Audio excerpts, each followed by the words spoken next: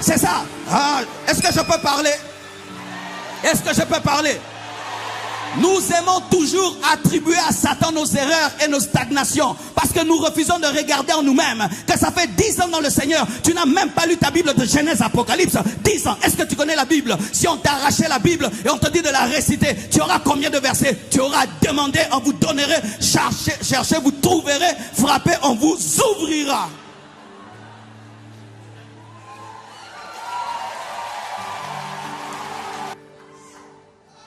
Que tu n'as pas grandi, Dieu attendra.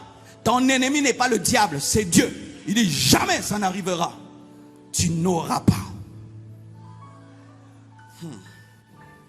Tu veux te marier, mais tu as un esprit de célibat éternel. Dieu ne te donnera pas une femme pour que tu la fasses souffrir. Il ne te donnera pas. Tu es rebelle, tu veux que Dieu te donne une église. Pourquoi?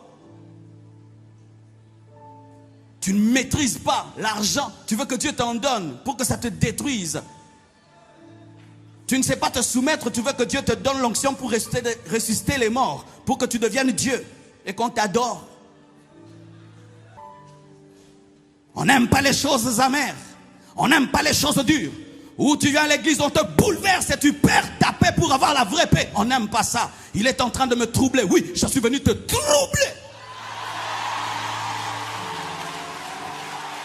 Car lorsque un enfant quitte la maternelle et va à l'université, des fois il rentre à la maison, il dit quoi? Papa, je n'ai rien compris. Il quitte l'université, il étudie davantage pour maîtriser les cosinus, les tangentes et les hypertangentes.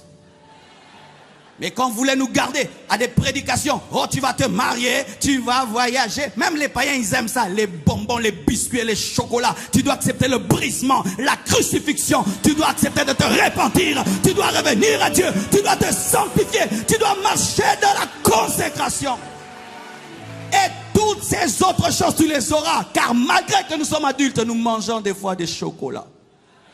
Mais au dessert, give me amen.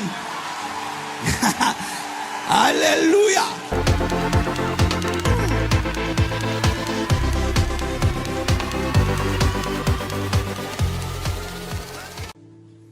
Ce passage nous enseigne encore que Dieu attendra tout le temps jusqu'à ce que l'héritier grandisse.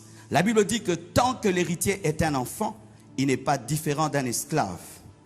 Et même si tous les biens étaient à lui, il est assujetti à un tuteur jusqu'au temps fixé par le Père. Dieu attend. Certaines personnes ici, vous vivez 10 ans, 20 ans, vous appelez ça épreuve, galère, alors que Dieu attend seulement votre maturité. Plus vite tu grandis, plus vite tu entres, je vous assure. Certaines choses dépendent de ta croissance. Je vous assure, ça dépend de ta croissance. Même les parents des fois, tu dis que cet enfant c'est seulement à 18 ans qui va commencer à gérer l'entreprise, mais déjà à 16 ans, il manifeste une maturité, tu lui dis tu es précoce, tu peux le faire à 16 ans. Et sois précoce spirituellement. Je voudrais vous présenter un précoce spirituel appelé Paul. À peine converti, il pouvait discuter la parole et lorsque Pierre parle de ses enseignements, il dit que ses enseignements sont tellement compliqués, trop élevés, car il était précoce. Il est venu après eux, mais il a compris des choses qu'il ne comprenait pas. Il n'était pas dans la chambre haute, mais on l'a rencontré sur le chemin, mais il a compris sur le chemin des choses que eux n'avaient pas compris dans la chambre haute. Alléluia. Bien-aimés frères, tant que tu ne grandis pas, Dieu attendra. Imagine que tu prennes une arme et tu donnes à un bébé. Cet enfant va tuer les gens.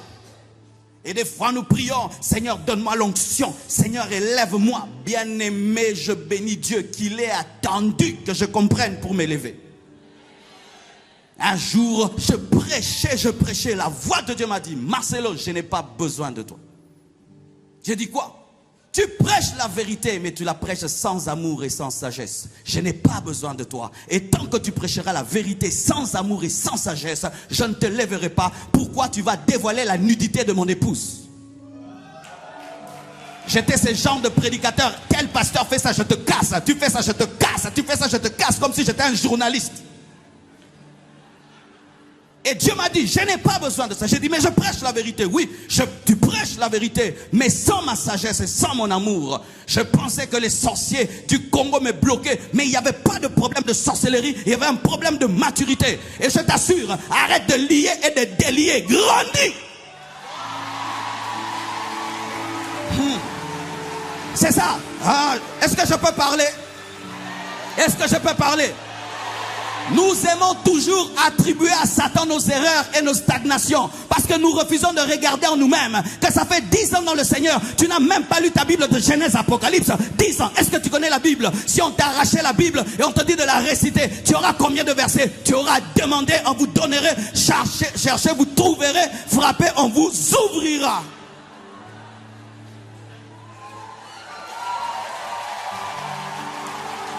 Des années dans le Seigneur.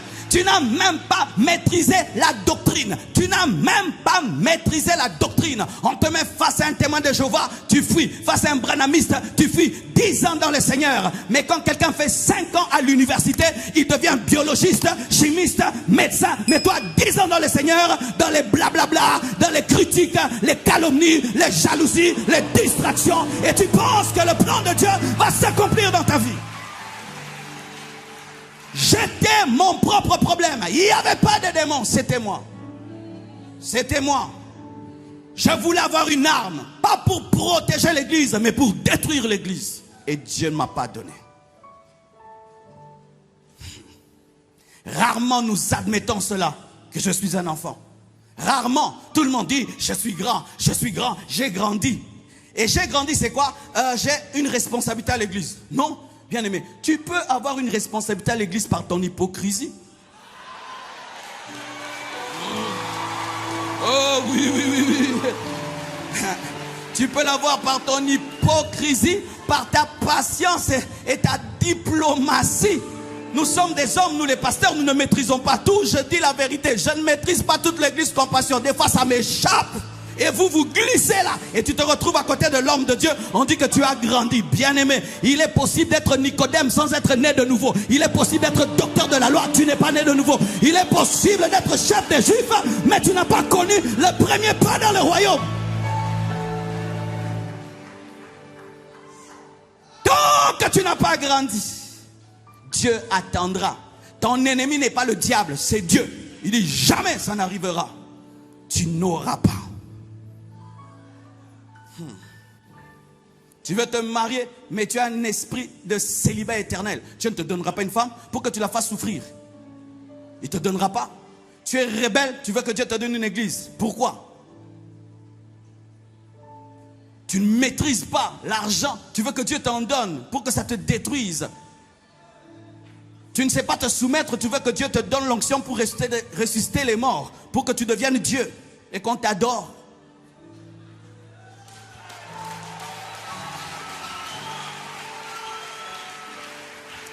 Et voici encore ceci, ça me fait mal. On dit que tant que l'héritier est un enfant, il ne diffère pas d'un esclave. L'esclave, c'est l'inconverti. C'est-à-dire que un homme qui a reçu Christ, mais qui est resté au stade d'enfant, on croirait que c'est toujours un païen. C'est ce que la Bible dit. Donc, mais il insulte aussi. Il peut danser ici. Je veux chanter et louer. Il danse aussi. Shakira là-bas. Tu es étonné à la fois qu'il soit à l'aise dans les choses de Dieu et dans les choses du monde. Tu te dis, qu'est-ce qu'il est? C'est un enfant, c'est pourquoi il ressemble à un esclave. Parce qu'un enfant peut habiter la maison avec un esclave. L'esclave lui dit, tu ne manges pas, tu ne dors pas et il ne dormira pas. Pourquoi? Il ne sait pas qui il est, c'est qu'il a.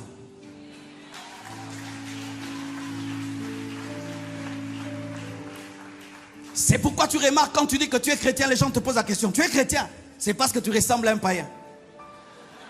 Un vrai chrétien ne dit même pas qu'il est chrétien. Les chrétiens n'ont jamais dit qu'ils étaient chrétiens. On a dit qu'ils étaient chrétiens. Je suis chrétien, je suis chrétien, je suis chrétien. Moi je prie à ICC, je prie à ICC. Bien aimé, laisse-nous constater cela, que tu es comme Jésus. Et qu'on puisse te poser la question, qu'est-ce que tu fais pour être si différent? D'où te vient ton humilité, ta paix, ta joie, ta maîtrise de soi? Et tu présentes Jésus. L'immaturité des chrétiens amène une confusion. De sorte qu'on ne sait pas savoir qui est chrétien, qui est païen. L'immaturité amène la compromission, la confusion. Rien n'est clair. Tant que l'héritier est un enfant, il ne diffère pas du mercenaire. Tant qu'un chrétien est un enfant, il ne diffère pas d'un païen. Le païen demande à Dieu, Dieu ne donne pas. Et lui demande, Dieu ne donne pas. Dieu ne donne pas au païen parce qu'il n'est pas son enfant. Et Dieu ne donne pas à l'enfant parce qu'il est enfant. Vérifiez, toutes les prières de Jésus-Christ ont été exaucées. Mais quand les apôtres étaient des enfants, toutes leurs prières n'étaient pas exaucées. Certaines n'étaient pas exaucées. De sorte qu'ils sont venus vers Jésus pour dire, apprends-nous à prier. Alléluia. Bien-aimés frères, sœurs, l'immaturité aussi amène une contradiction, une confusion et devient une source de scandale, une source de honte. C'est pourquoi vous entendez des fois les païens disent, et toi chrétien tu fais ça, toi aussi qui sers Dieu tu fais ça. Regardez ce frère qui prie ce qu'il fait, tu deviens une source de scandale, de honte et à cause de toi, le nom de Jésus-Christ est insulté, calomnié à cause de toi. Chrétien mais ivrogne parce que tu es un enfant. Chrétien mais impudique parce que tu es un enfant. Et là où tu commets l'impudicité, tes ivrogneries et tes péchés, tu deviens une source de honte, de contradiction. Tu deviens un anti-évangélisation. Oui, car il y a des hommes qui ne se convertissent pas, pas parce qu'ils sont possédés des démons, parce qu'ils ont vu des gens dire qu'ils sont chrétiens, mais vivre comme des païens parce qu'ils étaient des enfants.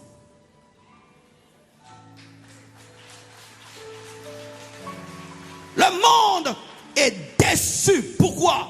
Ils ont cru que lorsque quelqu'un dit qu'il est chrétien, il vivra dans l'amour, mais il voit la haine. Il vivra dans la paix, il voit la guerre. Il vivra dans l'unité, il voit la division.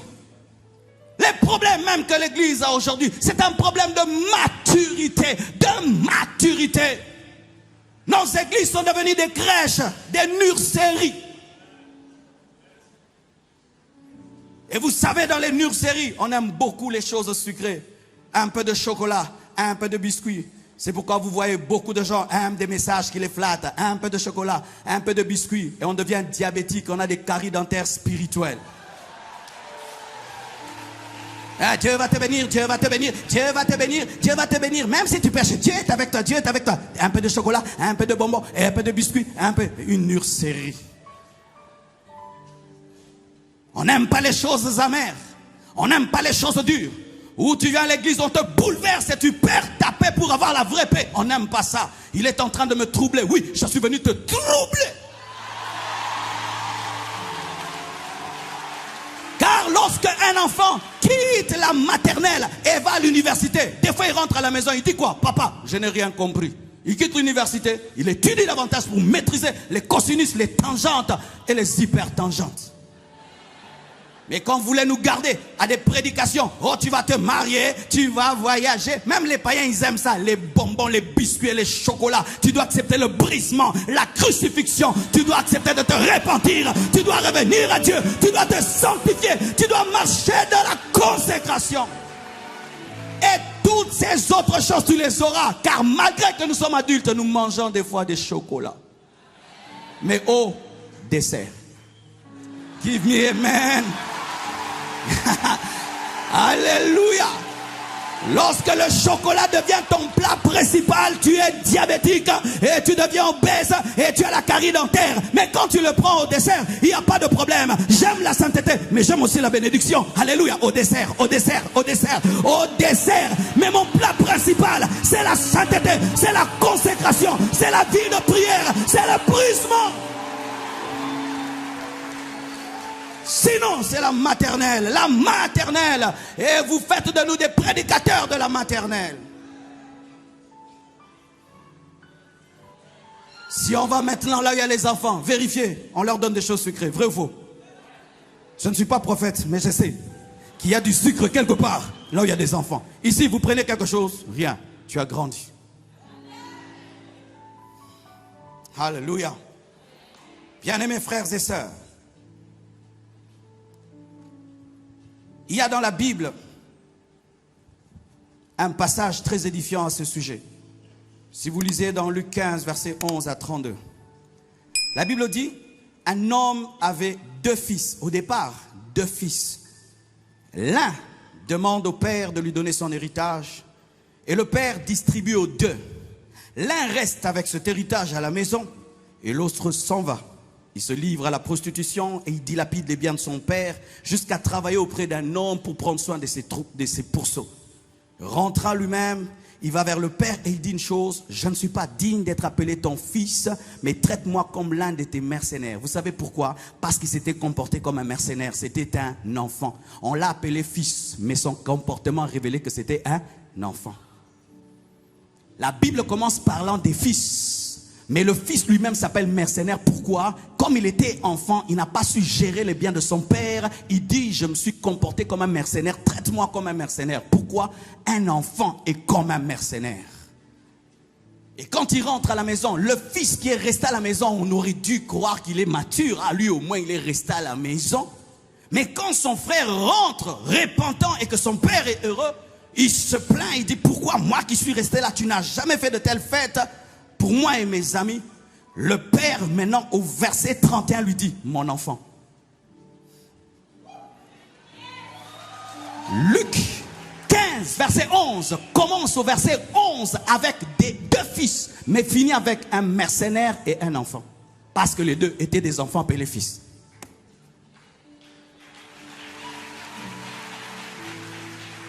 Ça veut dire ceci, que des fois on reconnaît la maturité d'un homme au travers des épreuves, au travers des circonstances. Des fois quelqu'un peut dire qu'il est mature, mais tant que tu ne l'as pas testé, tu ne sauras pas. L'un était testé par la richesse, l'autre était testé par la grâce.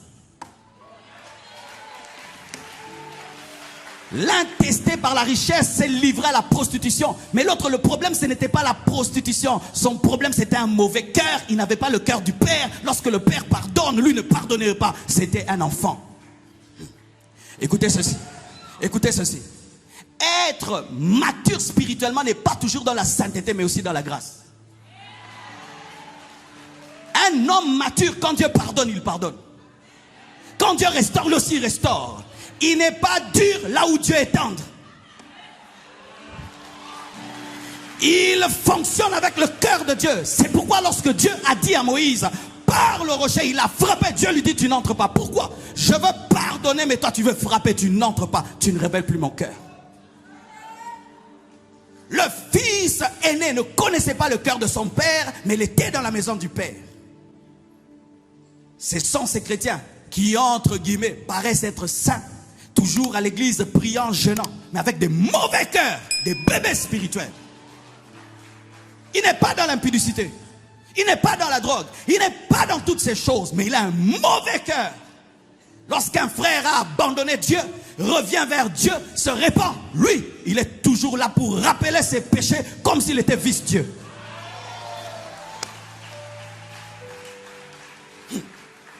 Ainsi, cette histoire révèle 2 choses. Ce père n'avait pas 2 fils, il avait 2 bébés. L'un était perdu en dehors de la maison du père, l'autre était perdu dans la maison du père. Certains sont perdus en dehors, mais d'autres sont perdus dedans. Certains révèlent leur immaturité en quittant l'église, en quittant les choses de Dieu. Mais d'autres, c'est au milieu des enfants de Dieu qui révèlent leur immaturité par un cœur démoniaque. Il était à côté du père, mais il ne connaissait pas le père. Parce qu'il était immature, même s'il s'appelait fils aîné. Être le premier n'est pas toujours signe que tu es premier. Car il est possible, bien-aimé, de courir vers le tombeau de Jésus et de s'arrêter sans entrer. Celui qui vient après entre. Alléluia. Et il y a des gens qui peuvent venir les premiers, mais qui n'ont pas totalement compris. C'est pourquoi, bien-aimés, ne restez pas campés sur vos statuts et vos positions, ministères et tout le reste. Sois tel que tu es face à Dieu.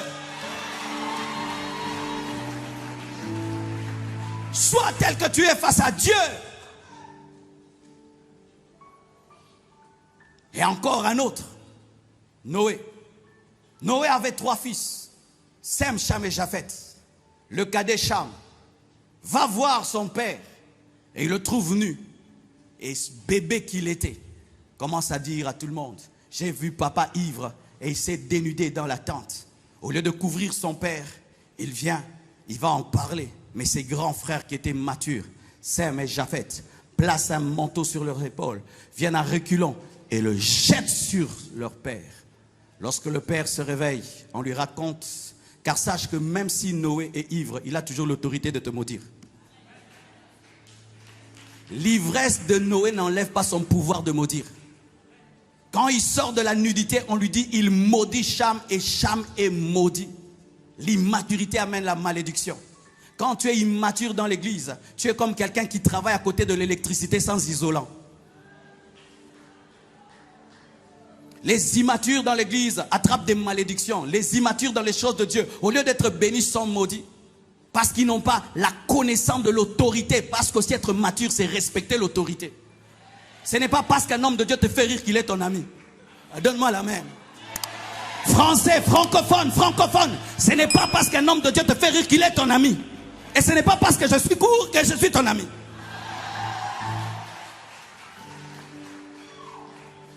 Nous touchons facilement à l'autorité, nous les francophones. Facilement. Tu sais, pasteur. Ah oui, ça nous crée souvent des problèmes. Et au lieu que vous soyez bénis dans la maison de Dieu, dans le royaume de Dieu, vous attrapez des lèpres et des malédictions. Il voit son père et couvre pas. Et il est maudit, lui et toute sa descendance. Et c'est une chose que j'apprécie dans l'homme de Dieu. Ça, c'est cela, pasteur Ivan. Je le vois comment il respecte ses pères et ses aînés. Ah, il m'a beaucoup défié et édifié. Il peut dire, je n'ai plus besoin de personne, je suis devenu grand et tout. Mais malgré tout, je le vois comment il se soumet. Même moi, ça m'a mis à jour.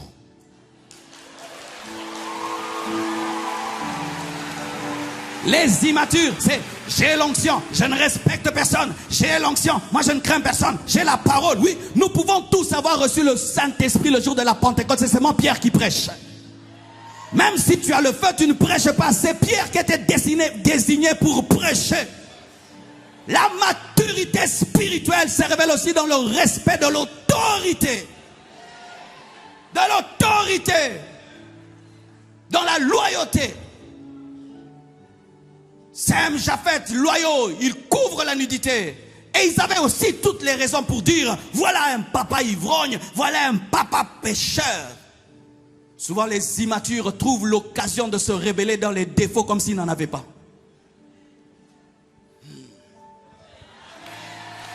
Oui, parce qu'il a fait, parce que toi tu ne fais rien. Nous tous nous faisons quelque chose. Mais ce que Noé a fait est connu. Mais ce que toi tu fais, est-ce que c'est connu? Dieu le voit, mais personne ne le sait. Ce n'est pas parce que personne ne sait que tu ne fais rien. Ce n'est pas parce qu'on ne t'a pas attrapé nu dans la tente que toi tu n'as pas un endroit où tu te dénudes.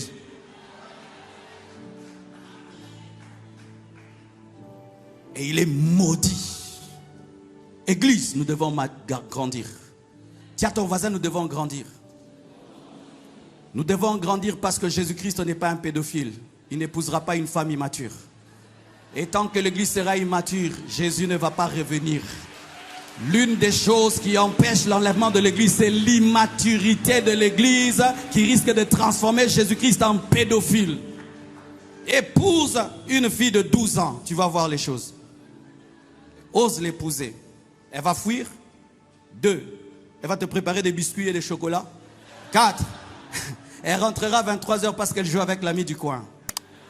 Et une église immature, qui n'a pas le fardeau de l'œuvre de Dieu, qui n'a pas la consécration, la sainteté mondaine, disent Jésus revient. Et Jésus dit, pour prendre qui? Pour prendre qui? Des bébés? Épouser des bébés? Épouser une bébé? La Bible dit, hâter son retour. Et la seule chose qui hâte le retour d'un époux, c'est la maturité de sa femme. En Afrique, il y a des hommes qui aiment une fille à 14 ans et qui disent aux parents, je vais l'épouser quand elle aura 18 ans. Et il ne fait qu'attendre 17 ans. 18 ans, il se pointe. Le problème, c'est l'âge. Et Jésus-Christ est parti. Il nous a laissés sur cette terre. Est-ce que nous sommes une église qui est en train de grandir? Voici le signe de la maturité d'une épouse. Elle finit par ressembler à son mari. Alléluia. Vous voyez, quand tu me vois blanche, nous nous ressemblons. Sauf la taille, mais nous nous ressemblons. Nous pensons de la même manière. Nous aimons les mêmes choses. Nous avons des mêmes choses. À force, à force. Des fois, quelqu'un se dit, tu commences à parler comme moi. Oh, mais tu commences à penser comme moi. C'est ça, grandir. Finir par ressembler à ton mari. L'église est mature lorsqu'elle ressemble à Jésus, qui va l'épouser. Bien-aimés frères et sœurs, est-ce que nous sommes prêts pour être enlevés? Est-ce que nous sommes prêts pour être enlevés? Cham, immature, a touché à l'autorité de son père, ne s'est pas repenti. Mais j'aime quand même le fils prodigue. Il a demandé pardon. Il est revenu.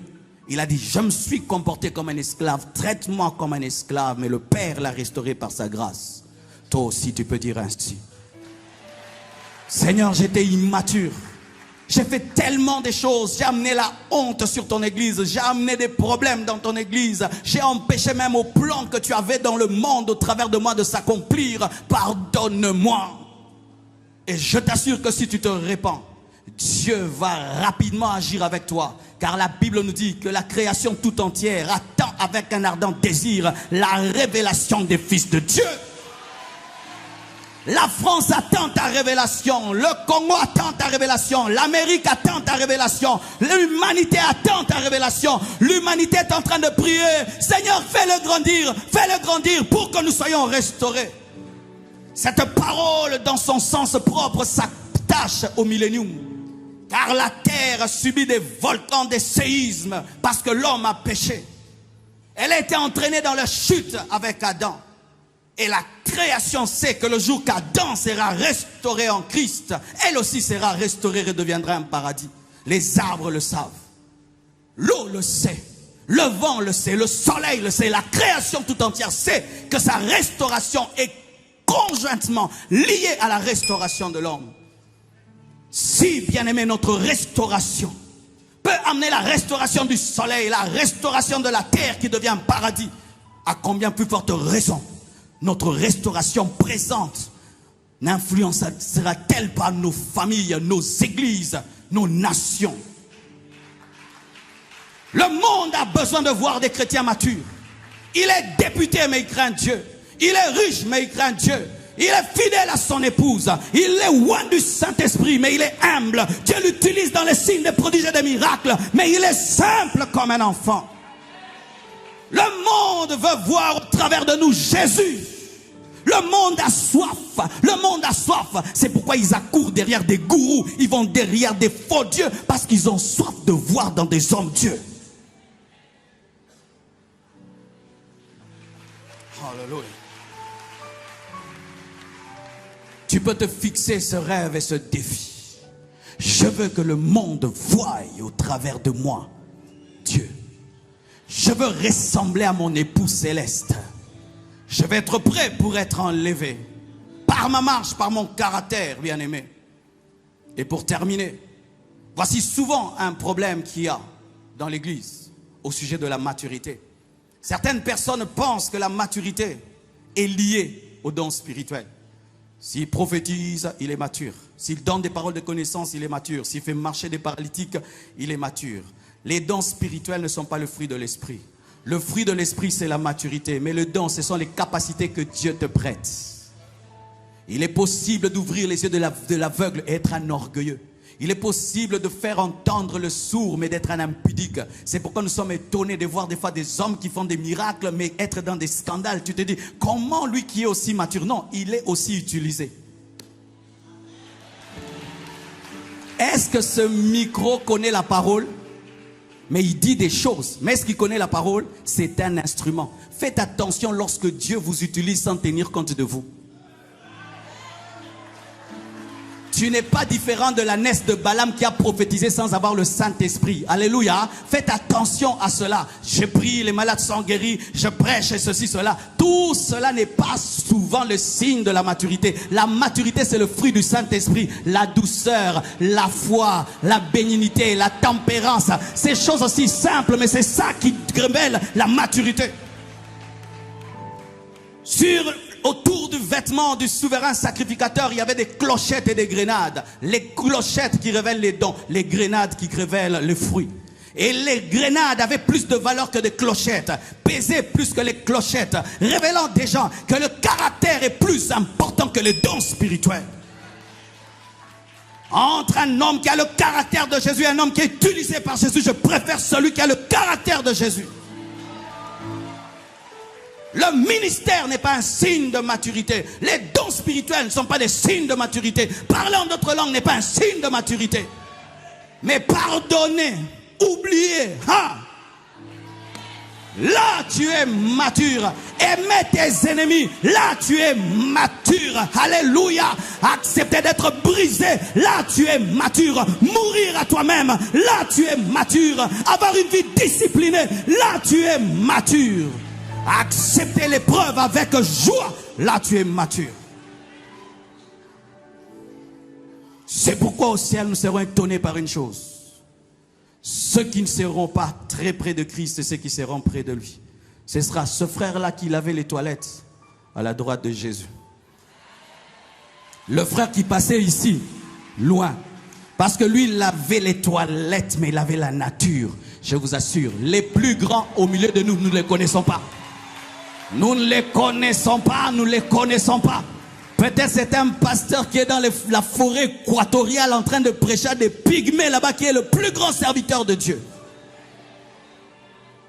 La maturité, c'est dans ton caractère. Ce n'est pas dans les dons.